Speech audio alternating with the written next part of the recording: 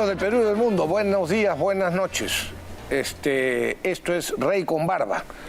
Y hoy queremos empezar expresándole nuestras condolencias a la familia de Alan García.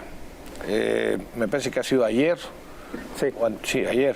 Ha fallecido la señora Anita Pérez Rojas, la madre de Alan García.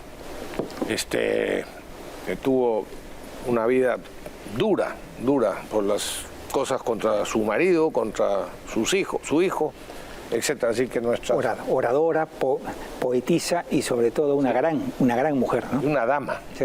Yo he tenido la oportunidad de conocerla ya mayor, sí, pero justamente en el entierro de Alan García. Así que nuestras sinceras condolencias a sus familias, a su familia.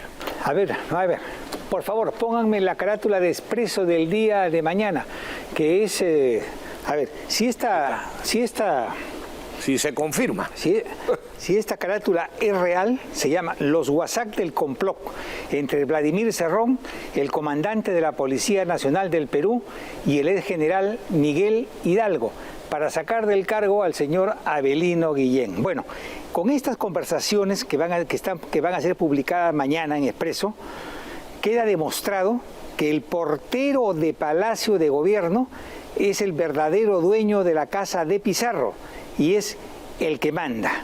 Los diálogos estos de WhatsApp demuestran que Vladimir Cerrón utiliza y se inmiscuye en los propósitos de la policía, básicamente para que no lo investiguen. Pero aquí planifican también cómo el próximo ministro del Interior debería ser el señor Hidalgo, y sacan la conversación de Hidalgo y del general con Cerrón, en fin, todo un escándalo. Si esto es real, es un escándalo mayúsculo, ¿no? Porque significa que algunos altos mandos de la Policía Nacional han descendido hasta las cloacas, ¿eh? Hasta las cloacas. Yo no tengo duda de eso, Pepe. Recordemos, y lo comentaremos después, si nos da tiempo, que acerca de la renuncia del ministro del Interior, que dicho sea de paso, renunció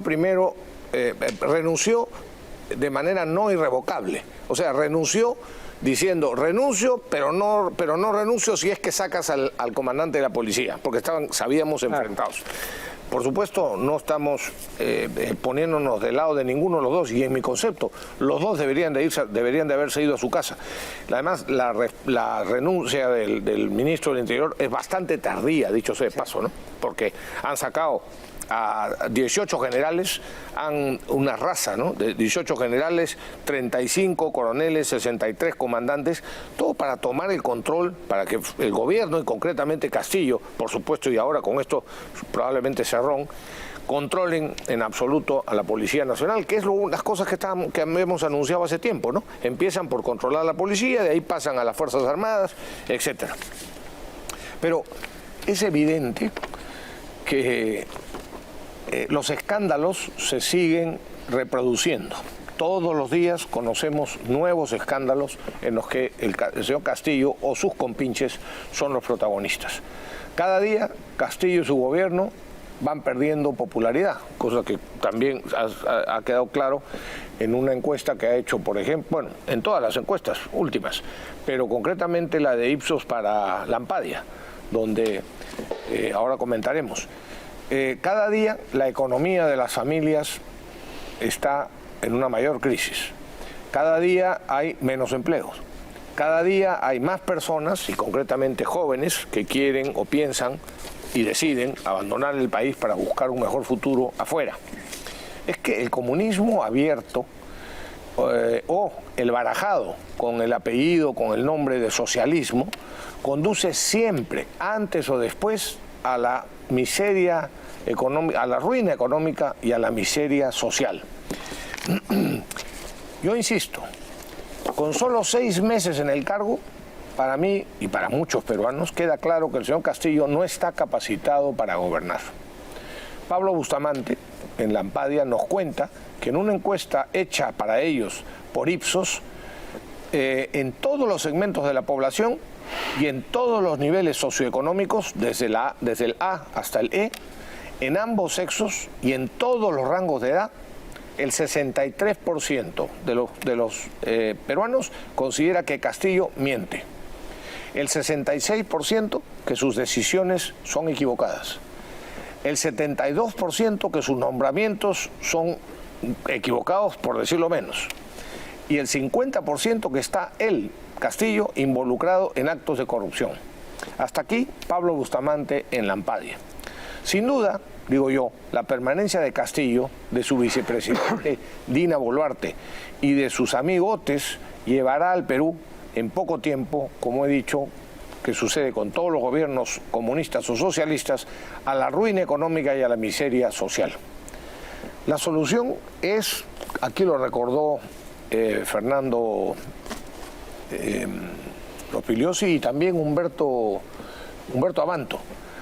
Sin duda, la solución es constitucional y existe. Pero hasta ahora no hay 87 congresistas, patriotas, decididos y valientes para vacar a Castillo por incapacidad moral. Y Cerrón controla 47 votos. Exacto. Con lo cual es imposible pensar que el Congreso pueda vacar al señor Castillo. Es imposible si sigue sucediendo lo de ahora. Exactamente. Si la Fiscalía hace su papel, escarba solo 1 centímetro, van a encontrar decenas, pero es imposible que la señora Zoraida, culpabilidad. Es imposible que la Fiscalía presidida por la Zoraida... Y si el pueblo está harto de un gobierno cínico, mentiroso y hambriador, bueno, pues que se movilice como lo hicieron alguna vez, ¿no? Sí.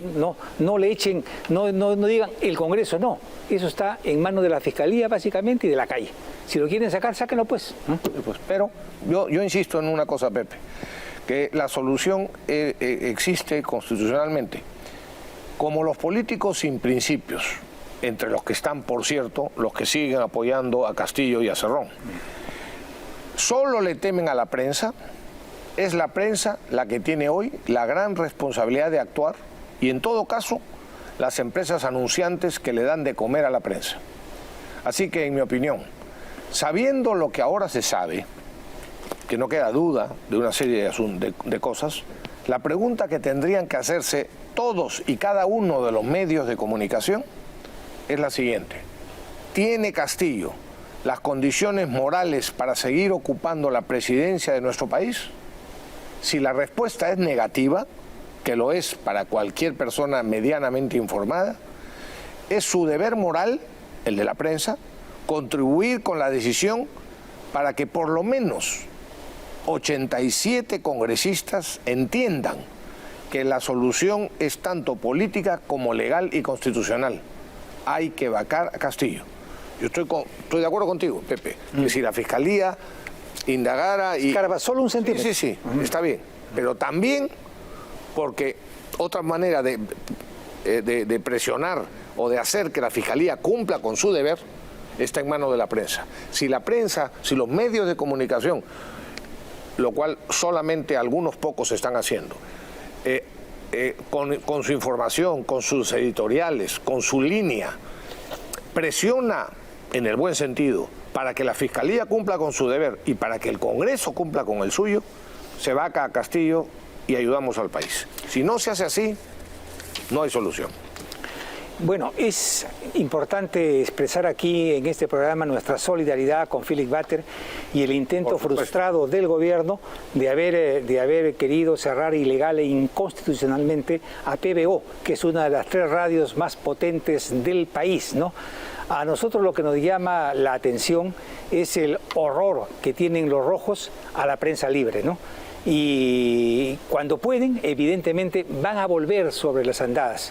Y en cualquier momento, si las circunstancias se lo permiten, no recuerden que va a haber cualquier clase de atropellos, ¿no? Pero si hay algo que ellos no toleran, es una prensa libre, ¿no? Y a ellos hay que recordarles que la tendencia de la idea, buena o mala, es realizarse en hechos, ¿no? Y no se le puede contener con fórmulas de tipo policial, porque ella se burla de todos los obstáculos y si se le retiene por algún tiempo con fórmulas de tipo totalitario, renacen siempre inconteniblemente, ¿no? Y con una fuerza que ni se pueden imaginar, ¿no? Y para que quede claro, en beneficio, por supuesto, de Philip Butters y de la libertad de expresión, ya está demostrado que el juez que ordenó el descerraje del sitio donde estaba el transmisor de PBO bueno, de Radio Tigre, que es la señal que utiliza PBO, el juez ese, repito, estaba engañado por la gente del Ministerio de Transportes y Comunicaciones. Ya se dieron cuenta, porque el tema está judicializado y por tanto no se podía proceder como han procedido. Ese juez, en el mejor de los casos, lo sorprendieron y en el peor, ese juez ha actuado en connivencia con los del Ministerio de Transportes y Comunicaciones. Felizmente, ha quedado claro, sí. Felizmente Philip Butters ha sabido con sus abogados y con los dueños de la señal en su momento poner las cosas en su sitio y ha sido una noticia lamentablemente mundial, digo lamentable para el Perú, pero bien para el programa de Willax y para el programa de Philip Butters.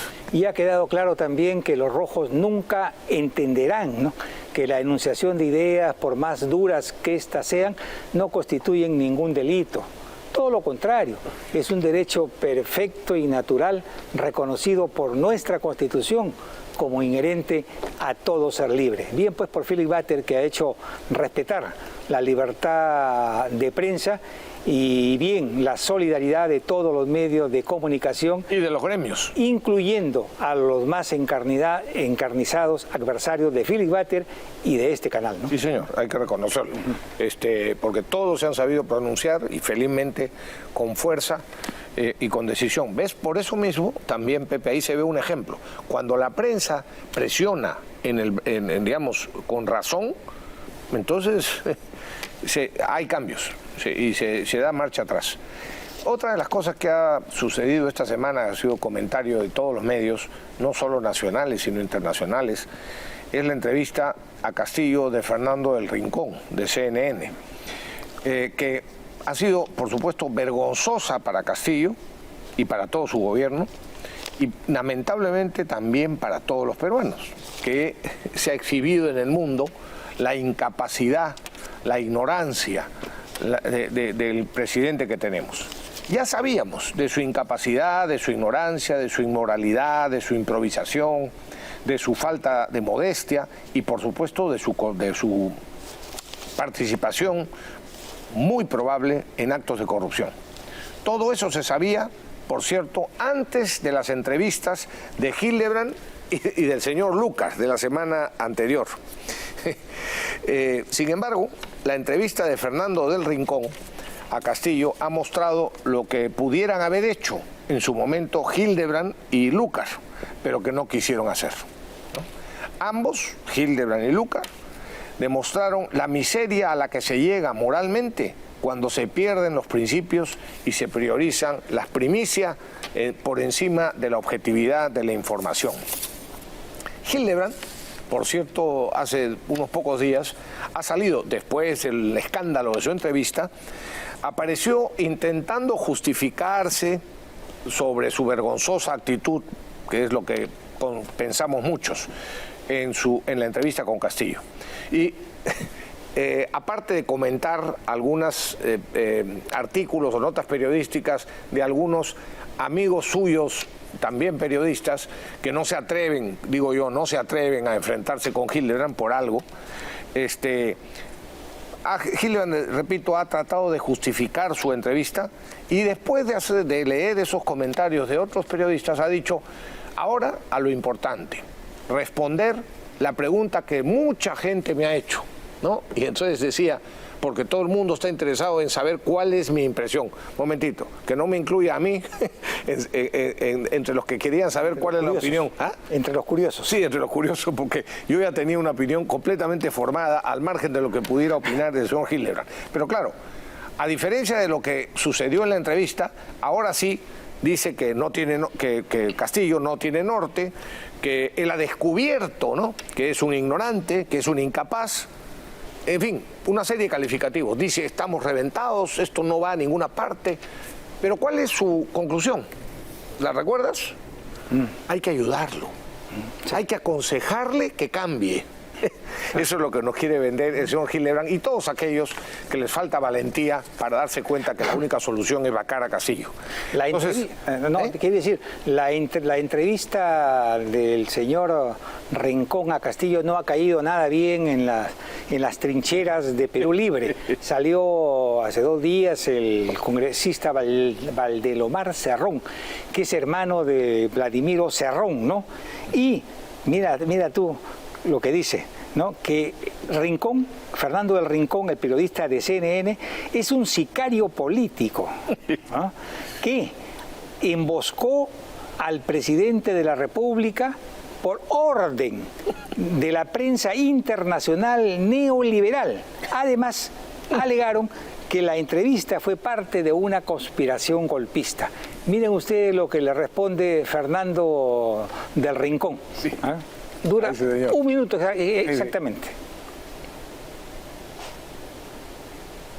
El secretario general del Partido Perú Libre, Vladimir Cerrón, escribía en Twitter con relación a la entrevista, arremetía, ¿no?, contra mí.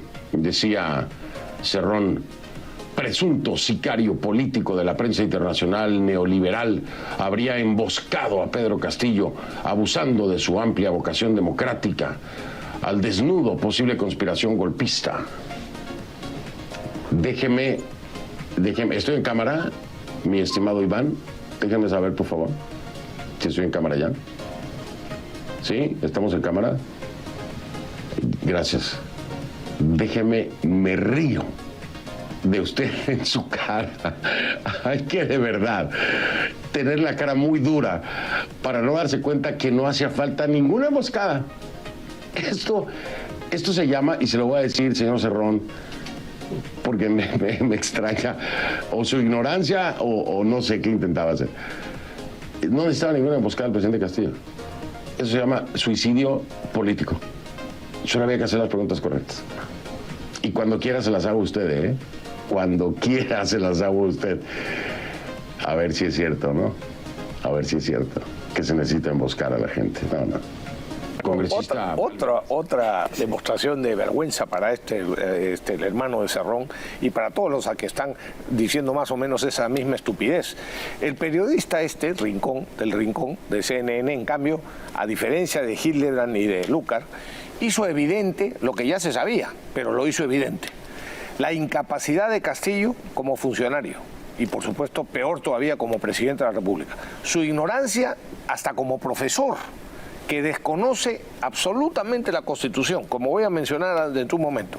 Y, por supuesto, su falta de patriotismo, ¿no?, como peruano, proponiendo lo de la posible cesión de territorio o de mar. No, hombre, convocar un referéndum para que el pueblo se pronuncie. Y además es absolutamente inviable desde el punto de vista constitucional, porque está prohibido someter a referéndum cualquier cosa que afecte la soberanía del país. Y el mandato fundamental que un presidente de la República tiene es defender el territorio y la soberanía nacional, ¿no? Exactamente. O sea, además de eso, no se pueden someter a referéndum, exactamente, ¿no? Los derechos humanos, los principios fundamentales de la Carta, como la soberanía nacional y, por supuesto, los tratados internacionales, claro, que el Perú ha firmado y que están vigentes. O sea, una estupidez, pero redonda, olímpica, ¿no? Yo quiero hacer hincapié en una cosa, Pepe, porque cuando vi el resumen, porque no me la vi completa, yo no me la aguantaba completa, después lo he revisado, la entrevista completa, pero adelantando pues parte, porque yo no quería que me diera indigestión.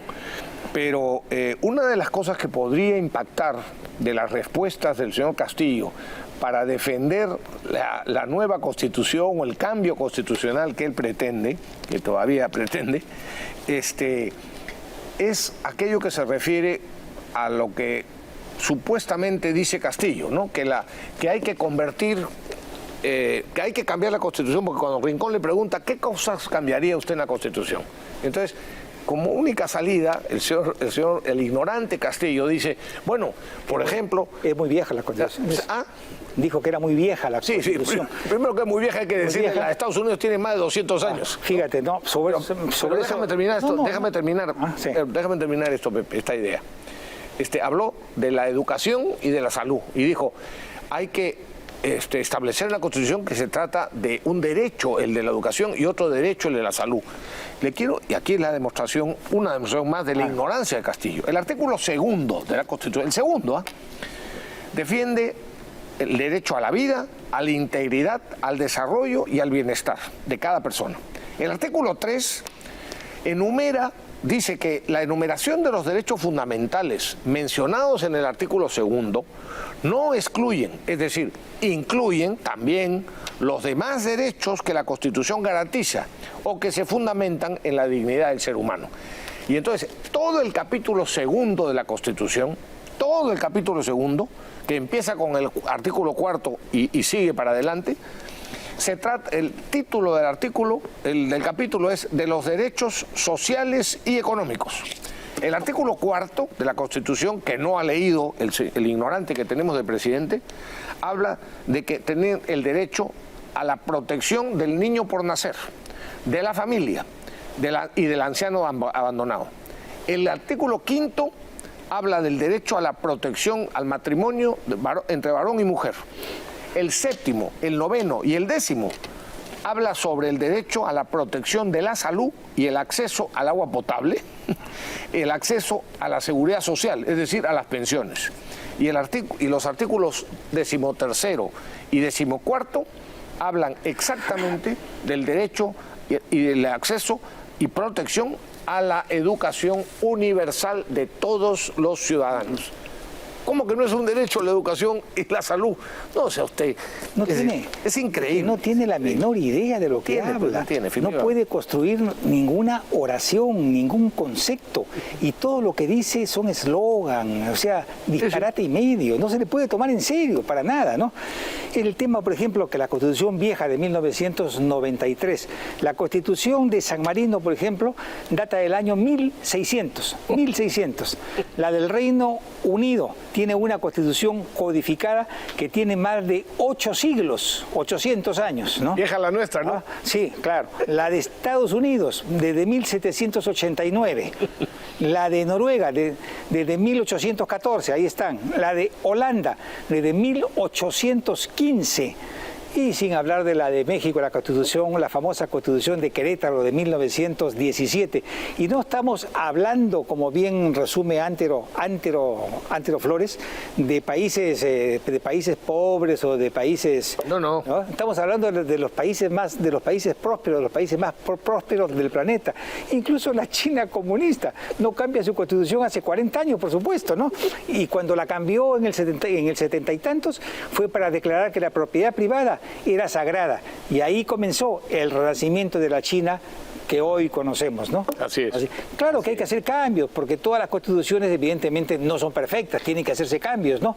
Pero tranquilos, no para construir una dictadura e implementar un Estado totalitario, no. Para eso no puede, señor Castillo, no sea usted payaso, ¿no? El asunto que mencionamos, sobre todo de la antigüedad y que has mencionado tú de la antigüedad, y el de la educación y la salud, entre otros, como derechos, claro, el señor del Rincón no tiene por qué conocer el texto de nuestra Constitución, pero por eso he querido mencionarlo, porque claro, él es mexicano, entonces no tiene por qué conocerla, pero permitir que un presidente diga tamaña falsedad, tamaña mentira en una entrevista es increíble, ¿no? Es increíble a la luz de lo que dice expresamente los artículos que he mencionado de la Constitución. Ahora, esto que voy a decir, Rafael, es bien importante, ¿eh? Nosotros por años hemos estado peleando como país para ingresar a la OECD.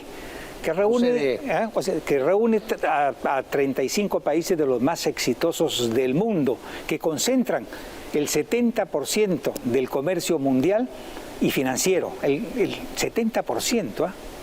Y ingresar, por supuesto, a la OECD significaría un éxito pues rutilante, grandioso para el futuro de nuestro país.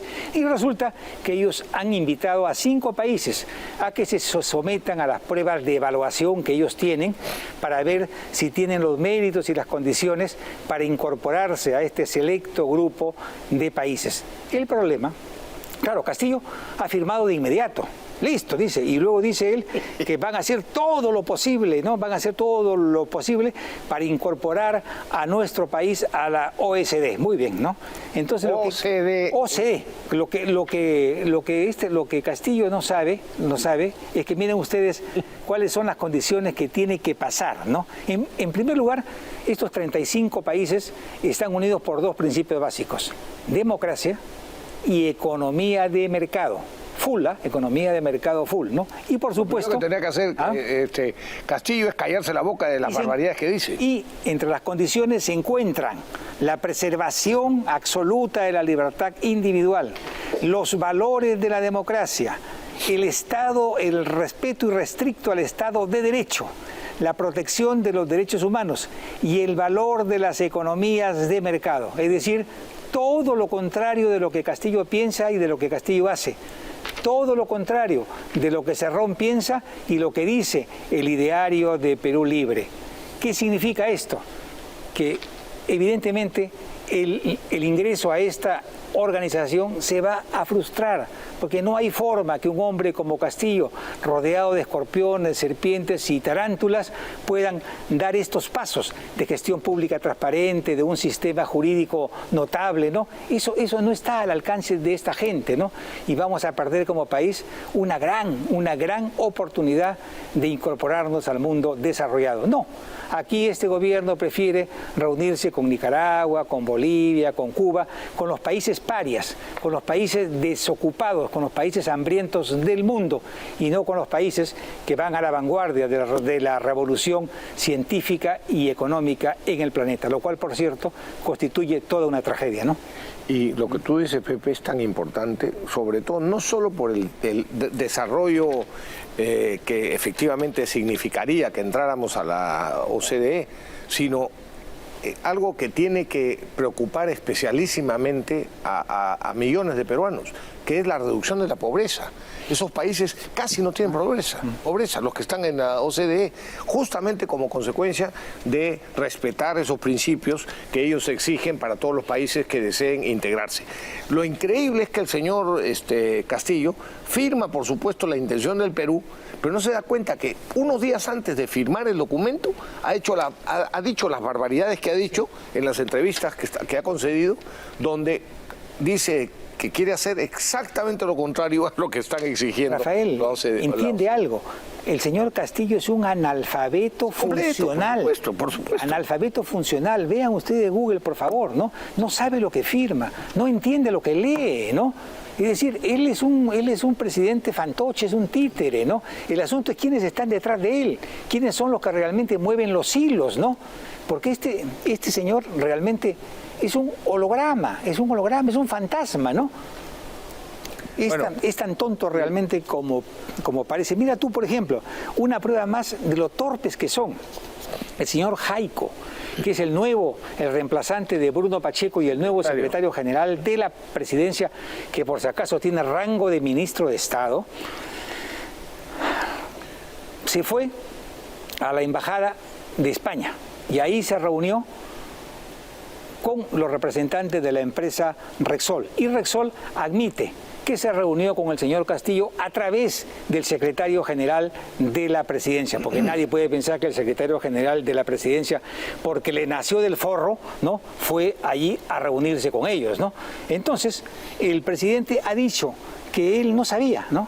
Que él no sabía, así no sabía, o sea que el presidente, o sea que el secretario general, porque se le dio la gana, fue en su representación a hablar de un tema tan delicado que no le corresponde. Esto, por supuesto, implica faltas administrativas y faltas penales, porque puede ser un encubrimiento real, ¿no? Sí, claro. Esto, o sea, acá, este es un tema, por ejemplo, bien delicado.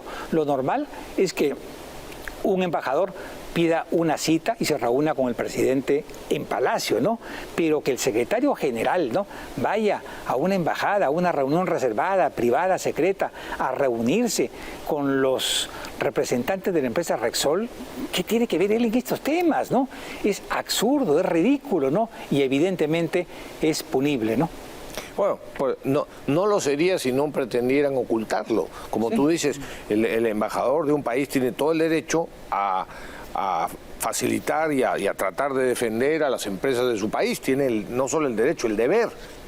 Pero evidentemente tendría que ser una cosa absolutamente transparente. El ministro puede pedir una entrevista en Palacio de Gobierno con el presidente. Entonces, lo que se ve claramente es que un día detrás del otro hacen barbaridad y media, porque son así, porque no son transparentes, porque son unos sinvergüenzas. El ministro de Economía, que es uno de los que rodea al presidente, que algunos ingenuos dicen, no, él es moderado, el señor Frank es moderado. No. Otra vez, no seamos ingenuos.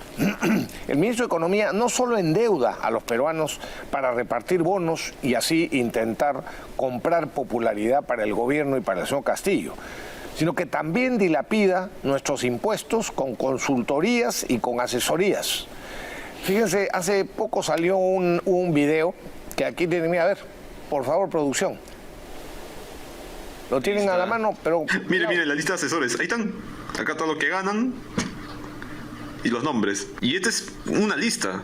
Acá está la otra lista con los sueldos y los nombres. Tercera lista con los sueldos y los nombres. Cuarta lista. Quinta lista. Sexta lista. 143 asesores necesita este tipo de acá. Pero ahí sí no le pica el ojo o le hinca el hígado. 143 consultores y 50 asesores tiene el señor ministro de Economía. Así es, y así son todos los ministros socialistas. Están demostrando que todo comunismo, y está demostrado hasta la sociedad, expreso o barajado, conduce a los países, como he dicho antes, a la ruina económica y a la miseria social. Quiere Pepe decir una cosa, así que sí, después voy a hacer un recuerdo de Alan García sobre ese tema. Ya, esto no lo podemos dejar pasar por alto. El Ministerio de Cultura declaró esta semana Patrimonio Cultural de la Nación el ojo que llora y llamó al terrorismo conflicto armado interno, mientras que la vicepresidenta Dina Boluarte calificó dicha etapa como de violencia política. Y la jefa del gabinete, Mirta Vázquez, la denominó periodo de violencia, porque la estrategia de ellos es presentar que hubo una contienda entre jóvenes idealistas luchando y muriendo por un ideal de justicia, y por otro lado las represivas fuerzas militares. A eso le llaman, por eso hablan de un periodo de violencia. La historia real, por supuesto, que es muy distinta, ¿no? Tanto Sendero Luminoso como el MRTA fueron en un principio una propuesta política, pero al escoger el camino de la insurrección, de la violencia y del crimen, se pusieron como al margen de la ley, de modo que el Estado se vio en la obligación de combatirlos como delincuentes y como criminales. Y para ello empleó a las Fuerzas Armadas y policiales, que en alianza con las comunidades campesinas lograron finalmente derrotar a estas bandas de criminales despiadados. De no haber sido así, Sendero Luminoso habría vencido y el Perú se habría convertido en un gigantesco campo de exterminio masivo. Por supuesto que en el camino hubieron errores, víctimas inocentes, ¿no? Pero nada comparable con las masacres de Sendero Luminoso en Lucanamarca, Soras, Mazamari, Vilcahuamán, Valle Esmeralda, Tarata, San Miguel de N y tantos otros sitios más donde dieron rienda suelta a su crueldad y a su salvajismo. Aún así, recuerdo a Javier Díez-Canseco diciendo guerra sucia, han ganado con guerra sucia, y yo recuerdo haberle replicado guerra sucia, o sea que existen las guerras limpias. No, Javier, todas las guerras son sucias, son crueles, son infames. En todas las guerras hay emboscadas, fosas clandestinas, tiros por la espalda, ¿no? Finalmente, lo fundamental es que esa lucha se ganó. De aquí la deuda de honor que todos los peruanos tenemos con las Fuerzas Armadas, con las fuerzas policiales, con las rondas campesinas y los cientos de militantes del APRA y Acción Popular, básicamente, que sacrificaron sus vidas por la democracia y la libertad. Tiene pues razón, y con esto concluyo, el general Astudillo, que es el que fue el jefe del Comando Conjunto de las Fuerzas Armadas, cuando dice el ojo que llora, donde se mezcla héroes con criminales, es un monumento a Sendero Luminoso. Lo rechazamos. Es una afrenta a todas las familias que aún hoy siguen llorando a sus seres queridos que murieron luchando por su patria, ¿no? Desde aquí también nuestra protesta y nuestra esperanza que en algún momento se pueda destruir esa cosa horrenda que es básicamente una alegoría al terrorismo de Sendero Luminoso, ¿no? Asco da, verdaderamente asco ver eso. Vamos a una pausa.